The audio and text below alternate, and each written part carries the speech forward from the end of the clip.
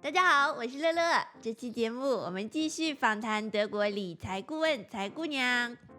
上一次节目我们聊了我们股票投资的韭菜经历，这一次的话题也非常有意思哦，那就是数字货币。财姑娘你好。你好，乐乐。我们2017年第一次就买入了比特币，那个时候的价格是$6000，但是呢我们并没有赚翻因为我们在另一个叫 IOTA 的一个数字货币上，一个 altcoin 上血亏啊，这是1块多钱买入嘛，然后它涨到了2块多，然后人人就说快点落袋为安，卖了之后它就飙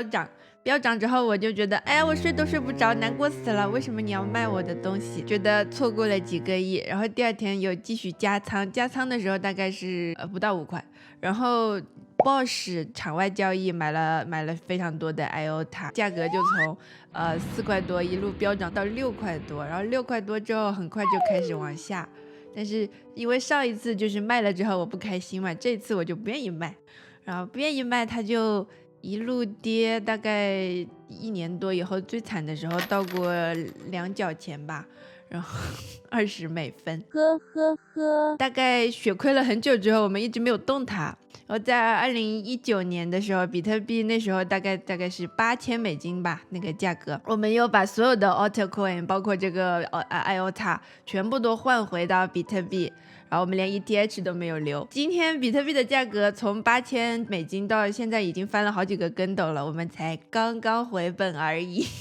我觉得这是因为贪婪的心理，因为你是觉得 IOTA 是德国的大企业去加持更有增长潜力，所以把比特币换成 IOTA， 对吧？其实这样的这种投资策略，我觉得基于当时的认知，因为任何时候你的认知范围总是相对局限的。如果我们现在看回来17年的比特币多便宜，对吧？但是那为什么现在是坚定的大家都去抢比特币，而不是去抢 icon？ 我说的 icon 就是像 IOTA 这种辅助币，那是因为就是现在大家都认同就是机构持有比特币，但是他不买其他小币，所以其他小币的风险更高，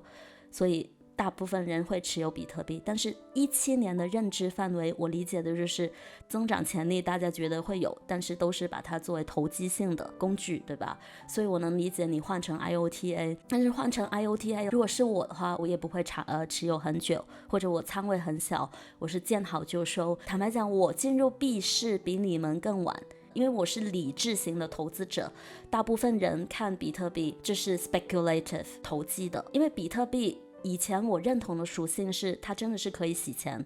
后来国内的政策变了，就不让他们直接用人民币买比特币以后，我会预见到比特币会经历一个大的波动，所以那个时候我个人是比较喜欢持股，尤其是17到18年的时候，这么好的时势，对于我这种比较谨慎理智型的韭菜，我觉得股票风险更可控。当时在慕尼黑有很多关于 blockchain startup 的这种 event， 我也会去参加。你知道当时比特币有多狂热，就是我去参加这样的区块链技术交流会的这种，就是大家都可以谈一下啊，你为什么持有 Bitcoin？ 但是当时我看到旁边的人都是说，我持有 Bitcoin 那是因为我想一夜暴富。那个时候我心里面是鄙视这种一夜暴富的行为，因为我知道一夜暴富的人毕竟是少数，就是你想你买对了一个投资资产，长远能100倍1000倍翻下去的话，这个概率可能跟买彩票的概率还差不多。但是股票的话，通常你有相对稳定的策略还是会盈利的。但是为什么我现在也开始持有比特币呢？你是什么，可不可以问一下你是什么时间点开始改变你的想法，然后买入比特币的？就是去年中的时候，我知道就是像 Square 这样的大机构开始持有比特币， PayPal 也开始持有比特币，然后华尔街的一些 private investment banker 他们的那些大客户都是这种 family office 比较大的这种资本投资者，建议他们持有小仓位的这种比特币。特别是去年美元对欧元在贬值的时候，我在想，如果我要把美元换回去欧元的话，我如何去避免这个汇率损失呢？当时我做了一个决定，就是把我的美金换成比特币，主要是第一，我不想付这种汇率损失；第二的话，我觉得换成比特币的话还能做个增值。我换回来，然后一直就持有着，结果它就翻倍了。那是因为比特币后来因为Square、PayPal 也买入，还有 Tesla 也加仓，然后你知道 ARK 木头姐一直也是比特币的这种坚定者，所以我现在觉得比特币有意思，但是说你资产配置里面可能1%。视乎它的价格，我觉得适合用这种主动定投的策略去买卖比特币。然后另外一个方面我要说一下，就是因为比特币在德国它是跟股票的税收策略不一样，所以我会按照德国的这种税收对我有利的那个策略去买卖比特币，所以我现在就是只是买并不卖。税收它区别在哪呢？它和投资股票的话，我们知道在德国投资股票基金这种有价证券都需要交资本利得税，当然你的那个资本利得税免税额以外的那个增值你是要交1/4给财税局，对吧？但是呢比特币目前我强调只是目前的政策是比特币还是按照你私人买卖私人增益的这个政策去看，也就是说像你个人买古董或者买油画买一些邮票来增藏，那1年以后你卖出去这个增益个人是不需要缴税的。现在德国的这种财税局或者财税法院他还不承认比特币有这种货币或者有价证券的属性，所以你如果是买比特币持有1年，1年以后再卖，你所产生的这个收益是不需要交税的，就跟你实物黄金也一样。当然我强调的这种限制条件是一定是实物的比特币或者实物的这种其他的 icon， 并不是数字或者虚拟化或者衍生品。那乐乐，我出题考一下你，你可以想象，比如说我半年以前买了比特币，那这个月的话，因为我私人跟你有一点，假如我跟你有一点结算，那我现金不足，我可以跟你用比特币结算，这样说吧。那我把我的0.0001个比特币汇到你的电子钱包，那假如我这个比特币就是这个0.001的比特币我1年以前已经持有了，那我汇到你的钱包是我实现了增益的，那你觉得我这个增益要交税吗？不用吧，根据刚才的说法，它就相当于我们以物易物了吧，我是这么理解的。这个情况下我是要交税的，因为并不是自己持有自己卖，也就是说我把币转移到一个外部钱包，你的钱包就相当于发生了交易，就是我转移的时间点就是发生了交易，而且交易的那个币的所属就是产权人是变了，就是我并不是这个币的持有者，而是你，所以我这个交易是要交税的。是你作为卖的那一方是要交税？对，因为我实现收益啊。就比如那个价格可能是你买入的时候是1000，然后你把它作为1500欧元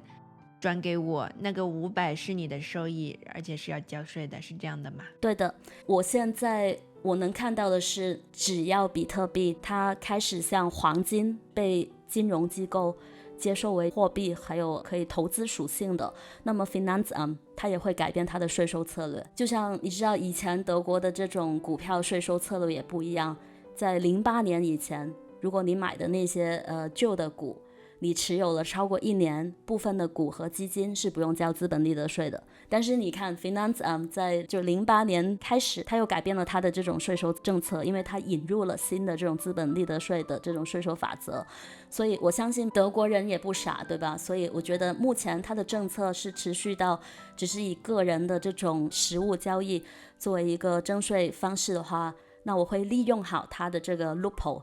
但是像美国以前不对比特币征税，但是后来他改变了他的税收策略，也要对比特币的这种资本利得征税。所以我觉得长远的趋势，假如比特币真的是发展成可以稳定持有的资产种类，那么我们还是要交税的。但是出新的交税政策之前，我就会把币卖掉，因为我要利用这个免税的策略。那我再问一下，就是你刚才提到了比特币在你的资产配置大概只占1%，然后就是你是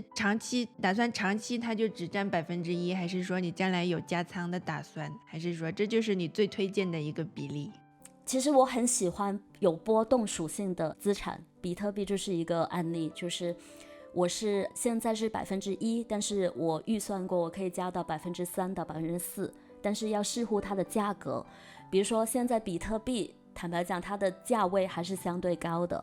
但是呢我现在就是为了不 time the market， 我现在策略就是我看它的走势图，每个月定时的看一下它相对的低位。我要强调就是相对的低位，也就是说如果你把这个相对低位1月份跟2月份相比，你会发现2月份的相对低位肯定会比1月份高很多。我是就是说比特币是可以用年的维度去看，也就是说我可以有10年的这种时间维度去相对定投比特币。但是我要接受的风险是，假如比特币一文不值，因为比特币最大的风险在于政治的监管。假如 Fed 说我不认同你这个比特币的价值，我不让你这些金融机构去持有比特币，那么比特币会崩盘，对吧？但是比特币在历史上已经经历过几次崩盘，它还是会爬起来，所以我觉得长远还是挺有意思的，所以我愿意用10年的维度去相对定投好比特币。但是我只能用定投的策略去买比特币，因为如果你一下子买比特币，你真的有可能买在港顶被套。你所谓的定投是一个我听下来是一个相对主动的定投，是不是？你会找一个你认为合理的位置？对，我是主动的定投，我最近是定投100到200欧，以前是50到100欧，就是这是我能付出的现金流。但是比如说上个月比特币相对低点的时候，我还是会买入的。我觉得对比特币我只是一个散养政策，风险跟机会并存，但是我愿意以10年的维度去种菜养鱼。哦，所以它其实在你看来现在还只是一颗种子，虽然它已经长得很高了，但它还没有变成一棵树。它有可能会长成不错的一个基金池，但是它的总体的趋势并不是我们这种小韭菜能左右的。